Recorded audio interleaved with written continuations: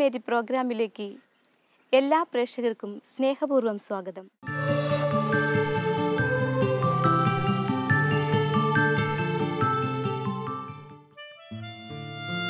കുടുംബങ്ങളെ തിരുക്കുടുംബങ്ങളാക്കാൻ പ്രാർത്ഥിക്കുകയും പ്രവർത്തിക്കുകയും ചെയ്യുന്ന സന്യാസിനി സമൂഹമാണ് നസ്രത്ത് സിസ്റ്റേഴ്സ്.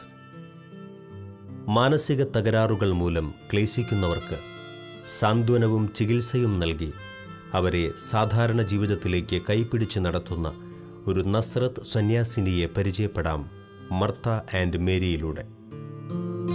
ഇത് doctor sister Mary Therese CSN.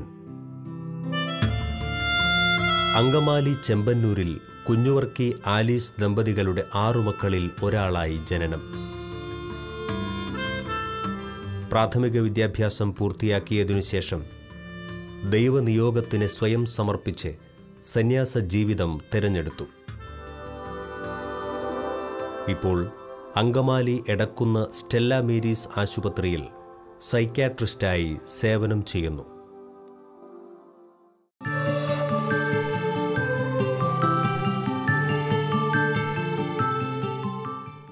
Martha and മേരിയിലേക്ക് സിസ്റ്ററിന് വീണ്ടും സ്വാഗതം. Thank you.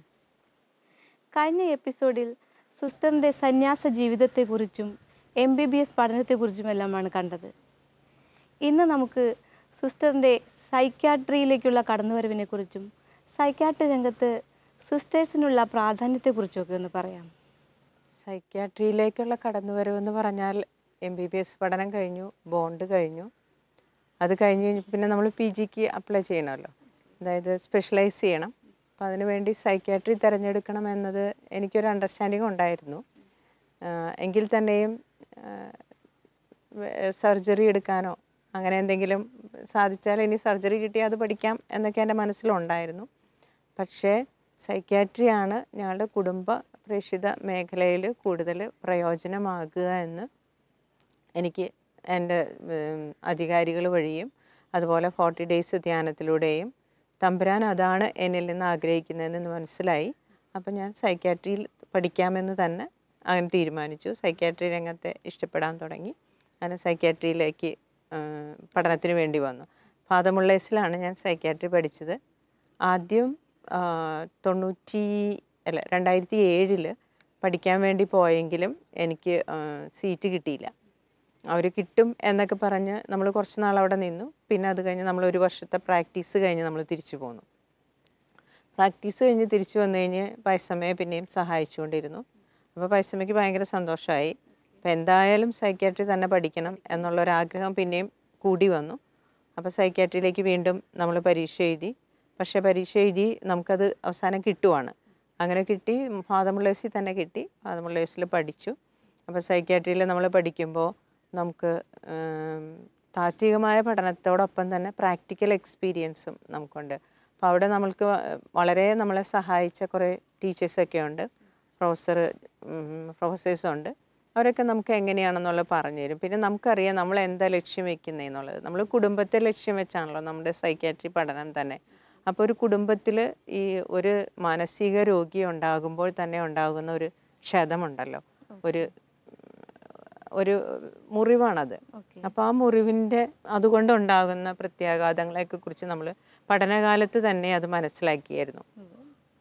അപ്പോൾ അവിടെ നമ്മളെങ്ങനെ പെരുമാറണം, എങ്ങനെ നമ്മൾ ചികിത്സിക്കണം എന്നൊക്കെയുള്ള കുറച്ച് എനിക്ക് പയസ് ഡോക്ടറുടെ കയ്യിൽ നിന്ന് എനിക്ക് കിട്ടിയിട്ടുണ്ട്. പയസ് ഡോക്ടറാണ് അതിൽ കുറേ കാര്യങ്ങൾ, സിസ്റ്ററുമാണ്, സൈക്യാട്രിസ്റ്റുമാണ്. അപ്പോൾ സിസ്റ്റർ അത് ഒരു രോഗി വരുമ്പോഴേക്കും സിസ്റ്റർ കുറേ നാൾ എൻ്റെ അടുത്തിരുന്ന് സിസ്റ്റർ പറഞ്ഞു തരുമായിരുന്നു.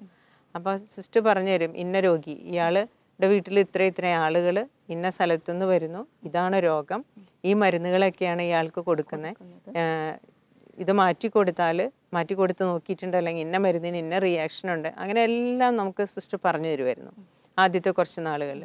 പിന്നെ സിസ്റ്ററും പ്രായമായി വരുവാണ്. അപ്പോൾ സൈക്യാട്രി പഠിച്ച് ഞാനിവിടെ തിരിച്ച് സ്റ്റെല്ല മാരീസിലേക്ക് വരുമ്പോൾ ഞങ്ങളുടെ ആശുപത്രി പഴയ ആശുപത്രിയായിരുന്നു. അപ്പോൾ അതൊരു റിനോവേഷൻ പീരീഡിലായിരുന്നു. ഒന്ന് പുതുക്കി പണിയാനായിട്ടുള്ള എല്ലാ പരിപാടികളൊക്കെ നടന്നുകൊണ്ടിരിക്കുകയായിരുന്നു. മെഡിക്കൽ വിഭാഗം പുതുക്കി പണിത് കഴിഞ്ഞു. ഞാൻ വരുമ്പോൾ സൈക്യാട്രിയുടെ വിങ് പണിതുകൊണ്ടിരിക്കുക. ഇപ്പോൾ 25 പേരെ കിടത്തി ചികിത്സിക്കാനുള്ള ഒരു സൗകര്യമാണ് അവിടെ ഒരുക്കുന്നത്. അതോടൊപ്പം തന്നെ 3 ഡോക്ടേഴ്സിന് ഇരുന്ന് ചികിത്സിക്കാവുന്ന കൺസൾട്ടേഷൻ റൂംസ് ഉണ്ട്. ഒ പി സജ്ജീകരണം, ഒ പിയിൽ ഇരിക്കാനുള്ള സൗകര്യങ്ങളുണ്ട്. അതുപോലെ 2 കൗൺസിലിംഗ് റൂമുകളൊക്കെ റെഡി ആയിട്ടുണ്ട്. എല്ലാം ഇങ്ങനെ റെഡിയായി. ഞാൻ വന്നതിന് ശേഷമാണ് പൂർത്തിയായെന്ന് മാത്രമേ ഉള്ളൂ. പക്ഷേ എല്ലാം അതിനു മുമ്പേ രൂപകൽപ്പന ചെയ്തു കഴിഞ്ഞു. എനിക്ക് ഒരു ചെറിയ ഭയം ഉണ്ടായിരുന്നു, ദൈവമേ ഇതെല്ലാം പായസമ്മയ്ക്ക് ഇടയ്ക്കിടയ്ക്ക് പറയും ഇനി മേരി തെരേസ നോക്കണ്ടേ എന്ന് പറയുമായിരുന്നു. പുറത്തുനിന്നൊരു ഡോക്ടർ സിജു ഉണ്ടായിരുന്നു. ഇവർ 2 പേരും എനിക്ക് വളരെ ഹെൽപ്ഫുള്ളായിരുന്നു. പായസമ്മ മരിക്കുന്നത് വരെ പായസമ്മയുടെ സാന്നിധ്യം ഇങ്ങനെ ചുറ്റിപ്പറ്റി ആശുപത്രിയിലുണ്ടാവും. അപ്പം നമുക്കൊരു ഉറപ്പാണ്, ഒരാളുണ്ട്. ഇപ്പം എവിടേക്കെങ്കിലും നമ്മൾ പോയാൽ തന്നെയും ഒരാളുണ്ട്. അതുപോലെ പായസമ്മ ഇല്ലാത്ത സാഹചര്യങ്ങളിൽ ഡോക്ടർ സിജു ഉണ്ടാകും. ഇപ്പോൾ ഡോക്ടർ സിസ്റ്റർ പായസ് മരിച്ച് ഒരു കുറച്ച് നാളുകൾ വരെയും ഡോക്ടർ സിജു വരുമായിരുന്നു. പിന്നെ അത് കഴിഞ്ഞപ്പോൾ ഡോക്ടർ പറഞ്ഞു മേരി തെരേസിന് എക്സ്പീരിയൻസ് ആയല്ലോ എന്ന് പറഞ്ഞ് ഡോക്ടർ ബാക്കപ്പ് ചെയ്തു. ഇപ്പോൾ നമ്മൾ തനിച്ചാണെങ്കിലും നമ്മളെ സഹായിക്കുന്ന ഒത്തിരി സിസ്റ്റേഴ്സുണ്ട് ഇവിടെ. എൻ്റെ തന്നെ സിസ്റ്റേഴ്സും സ്റ്റാഫുമാർ, അവർക്ക് ആദ്യമൊന്നും IP-യിൽ അത്രയും എക്സ്പീരിയൻസ് ഉണ്ടായില്ല. പക്ഷെ ഇപ്പോൾ അവർക്ക് അറിയാം ഒരു കേസ് വന്ന എൻ്റെ സാന്നിധ്യത്തിൽ എങ്ങനെ ചെയ്യണം, എങ്ങനെ കൈകാര്യം ചെയ്യണം എന്നൊക്കെയുള്ളത് അവർക്കറിയാം. അവരുടെ ആ ഒരു ടീം വർക്കാണ് ഇപ്പോൾ. ശരിക്കും സിസ്റ്റർ എൽസിറ്റ കൗൺസിലിങ്ങിന് എപ്പോഴും 24 മണിക്കൂർ അവിടെയുണ്ട്. ഇടയ്ക്ക് സിസ്റ്റർ ഷെറിൻ വരും. പിന്നെ കാലാകാലങ്ങളിൽ ഓരോരുത്തർ മാറി മാറി വന്നിട്ടുണ്ട്. പിന്നെ ഇപ്പോൾ സിസ്റ്റർ ഗൈൽസ്, മദർ ലീമ, ഇവരെല്ലാവരും അവിടുത്തെ സ്റ്റാഫുമാരാണ്. അപ്പോൾ അവരെല്ലാം നമുക്ക് നമ്മളെ പ്രൊട്ടക്റ്റ് ചെയ്യുകയും ചെയ്യും. അതുപോലെ തന്നെ നമ്മളോട് ചേർന്ന് നിന്ന് ഈ രോഗികളുടെ ഒരു രോഗികളുടെ സൗഖ്യത്തിന് വേണ്ടിയിട്ട് വളരെ നന്നായിട്ട് തന്നെ അവർ ഇടപെടുന്നുണ്ട്. എപ്പോഴും അവരുടെ പ്രസൻസ് അവിടെയുണ്ട്. അതിനേക്കാൾ കൂടുതൽ എല്ലാവരും തന്നെ പലപ്പോഴും ഞങ്ങളുടെ ആരാധനയിൽ പ്രാർത്ഥിക്കുന്ന രോഗികളുടെ പേരുകൾ പറഞ്ഞു പോലും പ്രാർത്ഥിക്കാറുണ്ട്. എന്തെങ്കിലും ഒരു രോഗിക്ക് ഒരു കൂടുതൽ പ്രശ്നം ഉണ്ടായാൽ അത് പ്രാർത്ഥിക്കുന്ന, അവരുടെ കാര്യത്തിൽ കൂടുതൽ ശ്രദ്ധിക്കുന്നതൊക്കെ സിസ്റ്റേഴ്സും അതുപോലെ മറ്റു സ്റ്റാഫും നന്നായി ചെയ്യുന്നു. ഞാൻ ഡോക്ടർ സിസ്റ്റർ മേരി തെരേസിൻ്റെ കൂടെ വർക്ക് ചെയ്യാൻ തുടങ്ങിയിട്ട് 7 വർഷത്തോളമായി. ഈ കാലയളവിൽ പരിചയപ്പെട്ട സിസ്റ്ററിനെ പറ്റി ഞാൻ വിലയിരുത്തുമ്പോൾ ദൈവം ഒത്തിരിയേറെ സ്നേഹിച്ച് ഈ സന്യാസ സഭയിലേക്ക് വിളിച്ചു കൊണ്ടുവന്ന ഒരു വ്യക്തിയായിട്ടാണ് എനിക്ക് മനസ്സിലാകുന്നത്. എത്രമാത്രം സ്നേഹത്തോടെ തമ്പുരാൻ കൊണ്ടുവന്നോ അതിലേറെ കരുതലും വാത്സല്യവും കൊടുത്ത് ഇന്നും സിസ്റ്ററിനെ പരിപാലിച്ചു കൊണ്ടുപോവുകയാണ്. സിസ്റ്റർ സന്യാസ സഭയിലെ ഫോർമേഷനൊക്കെ കഴിഞ്ഞ് സിസ്റ്റർ തിയോളജി പഠിക്കാൻ ഒരു വേള റോമിൽ പോയി. അത് കഴിഞ്ഞ് നാട്ടിൽ വന്നതിന് ശേഷം വീണ്ടും അധികാരികൾ MBBS വേണ്ടി ബാംഗ്ലൂർക്ക് വിടുകയാണ് ഉണ്ടായത്. MBBS എടുത്തതിന് ശേഷമാണ് സൈക്യാട്രി സിസ്റ്റർ സ്പെഷ്യലൈസ് ചെയ്തിരിക്കുന്നത്. ഒരു സൈക്യാട്രിസ്റ്റായിട്ട് കൂടെ വർക്ക് ചെയ്യുമ്പോൾ ഒത്തിരി നന്ദി, ഒത്തിരി കാര്യങ്ങൾ മനസ്സിലാവുകയാണ്. ഞങ്ങളുടെ സഭ കുടുംബത്തിന് വേണ്ടിയാണ് നിലകൊള്ളുന്നത്. കുടുംബത്തെ സംതരിക്കുക, കുടുംബത്തെ രക്ഷിക്കെടുക്കുക. ആ വിധത്തിൽ നോക്കുമ്പോൾ മേരി തെരേസ ഡോക്ടർ ഓരോ സിസ്റ്ററിൻ്റെ അടുത്തേക്ക് വരുന്ന ഓരോ രോഗിയുടെയും കാര്യത്തിൽ കണ്ടമാനം ശ്രദ്ധയുണ്ട്. സിസ്റ്ററിന് കരുതലുണ്ട്, ജാഗ്രതയുണ്ട്. അവരുടെ കാര്യത്തിൽ സിസ്റ്റർ കാണിക്കുന്ന ക്ഷമയും സിസ്റ്ററിന് കൊടുക്കുന്ന ശ്രദ്ധയും വളരെ വലുതാണ്. എനിക്ക് തോന്നാറുണ്ട് സിസ്റ്ററിൻ്റെ കൈ പിടിച്ച് ഈശോ മരുന്ന് പ്രിസ്ക്രിപ്ഷൻ ചെയ്യിക്കുകയാണ്. എല്ലാം പറഞ്ഞ് ചെയ്യിക്കണ പോലെ ഉള്ളൊരനുഭവം തോന്നും.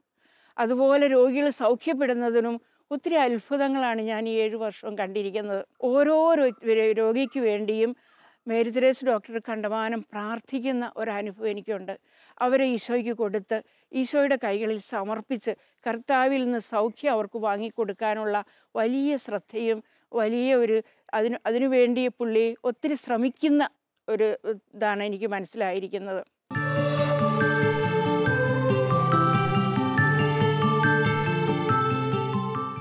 ഞാൻ കണ്ടിട്ടുണ്ട് ഒരുപാട് മാനസികമായിട്ട് തകർന്നു വരുന്ന ഒരുപാട് രോഗികൾ. അത് സിസ്റ്ററിൻ്റെ സേവനമൊക്കെ കഴിഞ്ഞ് കഴിയുമ്പോൾ അവരുടെ ആ സന്തോഷം ആ ചിരിയും എല്ലാനും കണ്ട് മടങ്ങിപ്പോകുന്നത് കാണാനായിട്ടാണ് നമുക്ക് കിട്ടുന്ന ഒരു സംതൃപ്തി. അപ്പം ആദ്യം വരുമ്പോൾ പലപ്പോഴും ഇവരുടെ വീട്ടുകാർക്ക് ഈ രോഗത്തിൻ്റെ അവസ്ഥയെക്കുറിച്ച് അറിയില്ല. അന്നേരം രോഗം എന്താണെന്നും രോഗികളോട് നമ്മൾ എങ്ങനെയാണ് പ്രതികരിക്കേണ്ടതെന്നും നമ്മൾ വീട്ടിലുള്ള ആൾക്കാരെ, ഒരു കുടുംബമാണല്ലോ നമ്മൾ, കുടുംബത്തെയാണല്ലോ നമ്മൾ ലക്ഷ്യമിക്കുന്നത്. അപ്പോൾ അങ്ങനെ വരുമ്പോൾ നമ്മൾ ആ കുടുംബത്തിലുള്ള എല്ലാവരെയും തന്നെ നമ്മൾ കാണും. ഇപ്പോൾ ഭർത്താവാണ് രോഗിയെങ്കിൽ ഭാര്യയെ കാണും, മക്കളെ കാണും. അതുപോലെ മക്കളാണ് രോഗികൾ, എല്ലാവരോടും നമ്മൾ സംസാരിച്ച് ഇത് രോഗമാണ്, രോഗം മാറണമെങ്കിൽ ഇന്ന ഇന്ന കാര്യങ്ങൾ ചെയ്യണം, അതിൽ നിങ്ങൾ വിഷമം വിചാരിക്കരുത്, മരുന്ന് മുടക്കരുത്, അതുപോലെ തന്നെ ഇടയ്ക്കിടയ്ക്കുള്ള ഫോളോ അപ്പും വന്ന് കാണണം, അതുപോലെ തന്നെ ചെയ്യണം, നമുക്ക് സന്ധ്യാപ്രാർത്ഥന വേണം, അല്ലെങ്കിൽ ഇന്ന ശീലങ്ങളൊക്കെയാണ് പ്രശ്നമെങ്കിൽ അത് വളരെ കൃത്യമായിട്ട് നമ്മൾ മറ്റുള്ളവരെയും കൂടി പഠിപ്പിക്കും. അപ്പോൾ അതുകൊണ്ട് നമ്മൾ അതിന് വേണ്ടി ടൈം സ്പെൻഡ് ചെയ്യണം. അപ്പോൾ ടൈം സ്പെൻഡ് ചെയ്താലും നമുക്ക് അതിനുള്ള ഒരു പ്രതിഫലം കിട്ടുന്നുണ്ട്. അപ്പോൾ അവർ സുഖമായി, അവർ സന്തോഷമായി ജീവിക്കുമ്പോൾ ഇവർ പിന്നീട് വരുമ്പോൾ ഉള്ളവരുടെ ആ സന്തോഷം, അവരുടെ അത് വളരെ നമുക്കൊരു, അവരുടെ ആ സന്തോഷ പ്രകടനം തന്നെ ഒരു നന്ദിയുടെ, നമുക്ക് എന്ത് ചെയ്താലും കിട്ടില്ല അതൊരു, അത്രയും നല്ല സന്തോഷത്തിലാണ് പലരും വരിക. പിന്നെ ചിലരൊക്കെ ഗുളിക മുടക്കിയൊക്കെ വരും, അവർ പാവങ്ങൾ, അവർക്ക് അറിയത്തില്ല, എത്ര പറഞ്ഞു കൊടുത്താലും ചിലപ്പോൾ മനസ്സിലാകുകയില്ലായിരിക്കും. ഫോളോ അപ്പിനകത്ത് വലിയ പ്രാധാന്യം. തീർച്ചയായിട്ടും നമ്മൾ ചിലർ ചോദിക്കും ഞങ്ങൾ മരുന്ന് വാങ്ങിച്ച് കഴിച്ചാൽ പോരാ. എന്നും ഒരേ അളവിൽ മരുന്ന് കഴിക്കേണ്ട ആവശ്യമില്ല. മരുന്ന് പലപ്പോഴും നമുക്ക് അഡ്ജസ്റ്റ് ചെയ്യേണ്ടി വരും. ഇപ്പോൾ ഒരു ബ്ലഡ് പ്രഷറുള്ള രോഗി മരുന്ന് കഴിക്കുന്നത് പോലെയും, അതുപോലെ ഷുഗറുള്ള പേഷ്യൻ്റ് മരുന്ന് കഴിക്കുന്ന പോലെയും നമ്മൾ മരുന്ന് കുറച്ച് അങ്ങോട്ടും ഇങ്ങോട്ടും അഡ്ജസ്റ്റ് ചെയ്യേണ്ടി വരും. അപ്പം അതിന് രോഗി എപ്പോഴും വന്ന് കാണുന്നത് തന്നെയാണ് നല്ലത്. ചില നോർമലായി വരുമ്പോൾ അവർ പറയും ഇനി ഞങ്ങൾക്ക് മരുന്നിന്റെ ആവശ്യമില്ല, ഇപ്പൊ ഞങ്ങൾ അവിടെയാണ് ആ പ്രശ്നം, അവിടെയാണ് നമുക്ക് ബുദ്ധിമുട്ട് വരിക. അപ്പോൾ അവർ പറയും ഇത്രയും നാൾ നമ്മൾ മരുന്ന് കഴിച്ചില്ലോ, ഇപ്പം നമ്മൾ സുഖമായി, ഞങ്ങൾ സുഖമായി, ഇനി എന്തിനാ മരുന്ന് കഴിക്കുന്നത്? പക്ഷേ ഈ അസുഖം വരാനുള്ള കാരണം നമ്മുടെ തലച്ചോറിലുള്ള രാസവസ്തുക്കളുടെ ഇംബാലൻസാണ്. അതിനൊരു സയൻറ്റിഫിക് ബേസ് ഉണ്ട്, അതാണ് അതിൻ്റെ സയൻറ്റിഫിക് ആയിട്ടുള്ള കാര്യം. അപ്പോൾ ഈ ഇംബാലൻസ് നമ്മളെപ്പോൾ എത്രമാത്രം നമ്മൾ ഈ മരുന്നിലൂടെ കൊടുത്തുകൊണ്ടിരിക്കുന്നോ അത്രയുമാണ് അത് ബാലൻസ്ഡ് ആയിട്ട് വരിക. ചില രോഗങ്ങൾക്ക് നമുക്ക് രോഗം മാറിക്കഴിഞ്ഞാൽ നമുക്ക് മരുന്ന് നിർത്താം, ചില മാനസിക രോഗങ്ങൾക്ക് നമുക്ക് മരുന്ന് മുടക്കാൻ പറ്റില്ല. നമ്മളത് സ്ഥിരമായ അളവിൽ അല്ലെങ്കിൽ ഒരു ചെറിയ അളവിലെങ്കിലും നമ്മളത് തുടർന്നുകൊണ്ടിരിക്കണം. അപ്പം അത് നമ്മൾ രോഗിയെ കൺവിൻസ് ചെയ്യാൻ പലപ്പോഴും ഭയങ്കര ബുദ്ധിമുട്ടാണ്. രോഗികളെ അക്സെപ്റ്റ് ചെയ്യില്ല, പക്ഷെ അവരുടെ വീട്ടുകാരെ നമ്മൾ അത് മനസ്സിലാക്കിക്കും. ചിലർ അതുകൊണ്ട് രോഗികളെ നിർബന്ധിക്കും, നിങ്ങൾ മരുന്ന് കഴിക്കണം, ഇനിയിപ്പോൾ അവർ കഴിച്ചില്ലെങ്കിൽ അതിനെ അവരെന്തെങ്കിലും എങ്ങനെയെങ്കിലും അത് കഴിപ്പിക്കാനായിട്ട് അവർ പരിശ്രമിക്കും. അപ്പം നമുക്കിപ്പോൾ നമ്മൾ തന്നെയല്ല രോഗിയെ ചികിത്സിക്കുക, ആ കുടുംബത്തിലുള്ള എല്ലാവരും കൂടിയാണ്. അപ്പോൾ അവർക്കറിയാം ഇത് ഞങ്ങൾക്ക് വേണ്ടപ്പെട്ട ആളാണ്, ഡോക്ടറോട് അല്ലെങ്കിൽ ചികിത്സിക്കുന്ന ടീമിനോട് സഹകരിക്കണം എന്നുള്ളത്. അപ്പോൾ അങ്ങനത്തെ ഒരു കൂട്ടായ പ്രവർത്തനം വഴിയാണ് പല രോഗികളെയും നമ്മൾ സുഖപ്പെടുത്തുക, ഒരു ഇത് വരിക. പിന്നെ ചികിത്സാ രീതിയിൽ കൂടുതലും നമ്മൾ മരുന്നുകൾ മാത്രമല്ല നമ്മൾ നോക്കുക, അവർക്ക് രോഗത്തെക്കുറിച്ച് ഞാൻ പറഞ്ഞ പോലെ അവയർനെസ് കൊടുക്കും, രോഗിയെ എങ്ങനെ കെയർ ചെയ്യണം എന്നുള്ളതിന് നമ്മൾ അവർക്ക് അവയർനെസ് കൊടുക്കും, അതുപോലെ തന്നെ കൗൺസിലിംഗ് കൊടുക്കും. അപ്പോൾ പലപ്പോഴും ഇവർക്ക് ഇന്നർ വൂൺസ് ഉണ്ടാവും, ചിലരെ നമ്മൾ പ്രാർത്ഥിക്കാൻ വിടേണ്ടി വരും, ചിലരോട് നമ്മൾ പറയും ധ്യാനം കൂടണ്ടെന്ന് പറയും. അപ്പോൾ അങ്ങനെ ഓരോരുത്തരും ഇൻഡിവിജ്വലായിട്ട് നമ്മളത് ചെയ്യേണ്ടി വരും. ചില സാഹചര്യങ്ങളിൽ നമുക്ക് മനസ്സിലാകും ഈ രോഗിക്ക് ഇപ്പോഴത്തെ അവസ്ഥയിൽ ഇത്രയും മതി മരുന്ന്, ഇനി അവർക്ക് എന്തെങ്കിലും സൈക്കോതെറാപ്പിയോ അല്ലെങ്കിൽ കൗൺസിലിങ്ങോ വേണ്ടത്. അപ്പോൾ നമ്മൾ ഒന്നില്ലെങ്കിൽ ചുവരെയുള്ള ജീവനയിലേക്ക് ഗൈഡ് ചെയ്യും, അതല്ലെങ്കിൽ കൗൺസിലിംഗ് സെൻറ്റേഴ്സ് നമ്മുടെ തന്നെ ഏതെങ്കിലും കൗൺസിലിംഗ് സെൻറ്ററിലേക്ക് വിടും, അല്ലെങ്കിൽ അവരോട് പറയും ഒരു 3-4 മാസം കൂടുമ്പോൾ ഒന്ന് വന്ന് കാണണം, മരുന്ന് ഇത്രയും മതി അല്ലെങ്കിൽ മരുന്ന് കഴിക്കേണ്ട, അങ്ങനെയൊക്കെ നമ്മൾ അവരോട് പറയും. പിന്നെ വേറെ ഒരു കൂട്ടരെന്ന് പറഞ്ഞു കഴിഞ്ഞാൽ മദ്യപാനം, പുകവലി, അങ്ങനെയൊക്കെയുള്ള ഒരു ദുശ്ശീലങ്ങൾ. അപ്പോൾ അവരോട് നമ്മൾ കട്ട് ആൻഡ് സ്ട്രെയിറ്റ് ആയിട്ട് തന്നെ പറയണം, ഈ ദുശ്ശീലങ്ങൾ കൊണ്ട് ഉണ്ടാകാവുന്ന ബുദ്ധിമുട്ടുകളെക്കുറിച്ച് നമ്മൾ അവരെ പഠിപ്പിക്കും, അത് പറഞ്ഞ് മനസ്സിലാക്കും. ആദ്യമൊന്നും അത് പറയാൻ പറ്റില്ല, കുറച്ച് നാൾ ട്രീറ്റ്മെൻറ്റ് കഴിഞ്ഞ് കഴിഞ്ഞിട്ട് അതൊക്കെ പറയാൻ പറ്റുള്ളൂ. അവരെ അവെയറാക്കും, അത് കഴിഞ്ഞിട്ട് അവരതിൽ നിന്ന് മാറാനായിട്ടുള്ള ഒരു ബൗദ്ധികമായ ഒരു പഠനം തന്നെ നമ്മൾ കൊടുക്കും. പിന്നെ നമുക്ക് ഒരു ഗൈഡൻസ് കൊടുക്കും, വീട്ടിലുള്ളവരെയും അതുപോലെ നമ്മൾ നയിക്കും. ദുശ്ശീലങ്ങളൊക്കെ ഉണ്ട് കുറേ. ഇപ്പോൾ വരുന്ന പേഷ്യൻസ് ആണെങ്കിൽ തന്നെയും പലരും മദ്യപാനം, കഞ്ചാവ്, പുകവലി അങ്ങനെയുള്ളവരുണ്ട്. പിന്നെ ഒത്തിരി യങ്സ്റ്റേഴ്സ് വരുന്ന, കൗമാരപ്രായക്കാർ വരുന്ന മിക്കവാറും ഇൻ്റർനെറ്റ്, മൊബൈൽ, ഇതിൻ്റെ ദുർവിനിയോഗം കൊണ്ടുണ്ടായ ഒരുതരം കുറേ അഫയേഴ്സ് വഴി കുറേ വഞ്ചിക്കപ്പെട്ട് അങ്ങനെയൊക്കെ വരുന്നവരും കുറേ പേരുണ്ട്. അപ്പോൾ അവർക്കൊക്കെ നമ്മൾ ആവശ്യമായ കാര്യങ്ങളൊക്കെ പറഞ്ഞു കൊടുക്കും.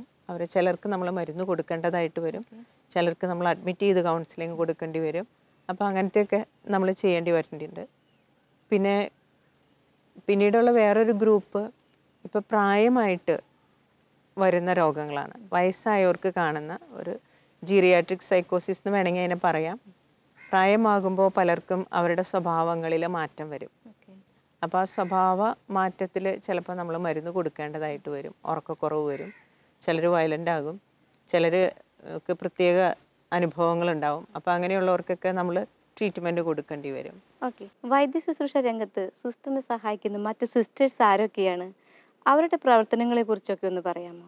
മറ്റ് സിസ്റ്റേഴ്സ്, സിസ്റ്റർ എൽസിറ്റ കൗൺസിലിങ്ങിന് സിസ്റ്ററുണ്ട്. സിസ്റ്റർ ഏകദേശം പറയുകയാണെങ്കിൽ 24 hours കൗൺസിലിങ്ങിന് തന്നെയായിട്ടുള്ള സിസ്റ്ററാണ്. സിസ്റ്റർ നേഴ്സാണ്.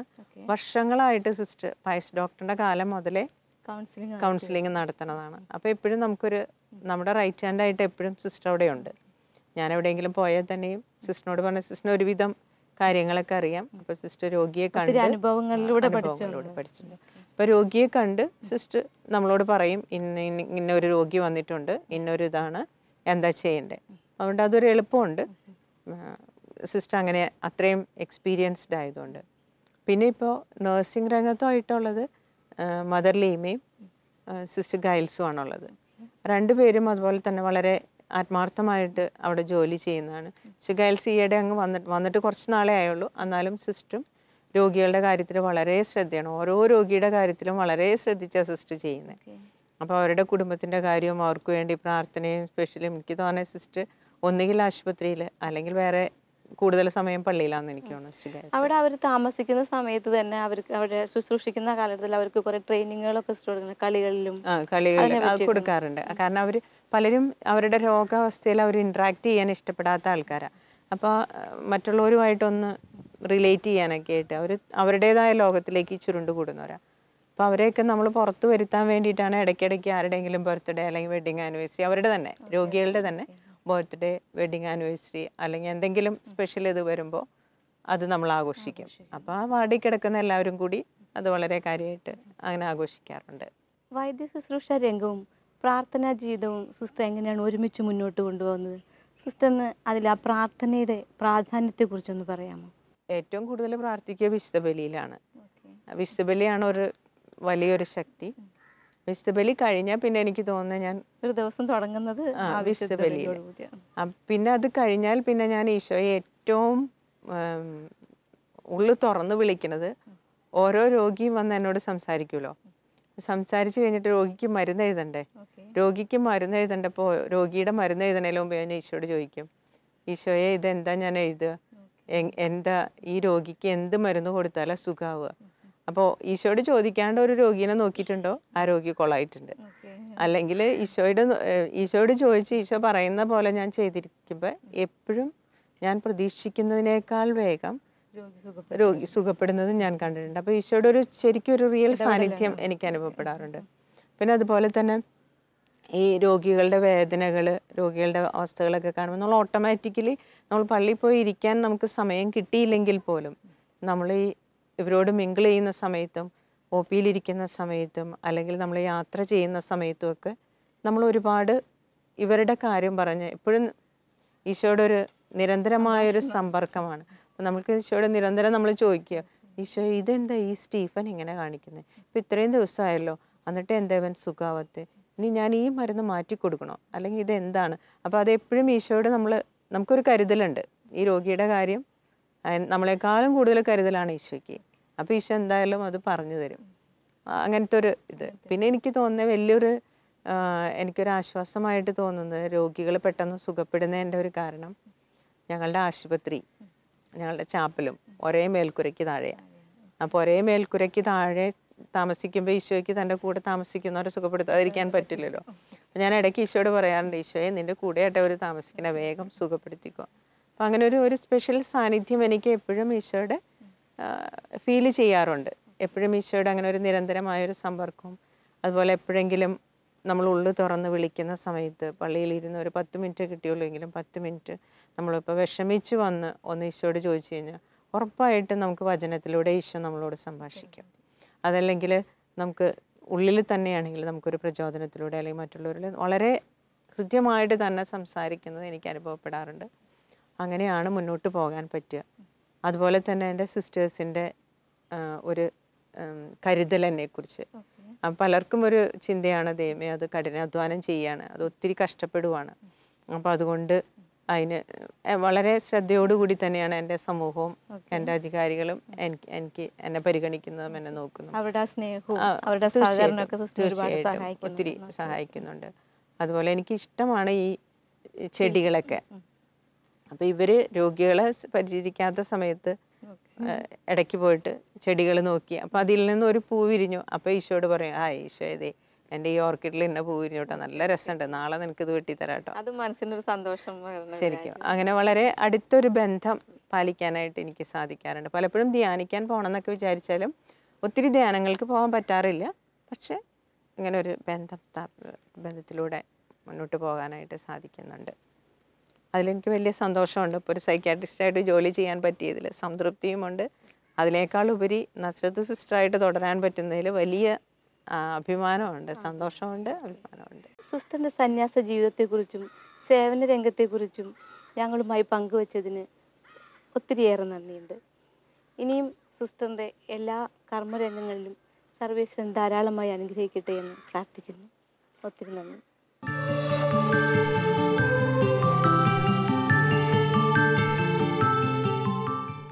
1945 ഡിസംബർ 8-ാം തീയതിയാണ് ഞങ്ങളുടെ സഭയ്ക്ക് അംഗീകാരം ലഭിച്ചത്. അതിനുശേഷം 1948 മാർച്ച് 19-ാം തീയതി ഞങ്ങളുടെ സഭ ആരംഭിച്ചു. അഭിവന്യ മാർ അഗസ്റ്റിൻ കണ്ടത്തിൽ പിതാവും ബഹുമാനപ്പെട്ട ജോൺ പിണക്കാട്ടച്ഛനും മോൺസിഞ്ഞോർ മാത്യു മങ്കുഴുക്കിരി അച്ഛനുമാണ് ഞങ്ങളുടെ സ്ഥാപക പിതാക്കൾ.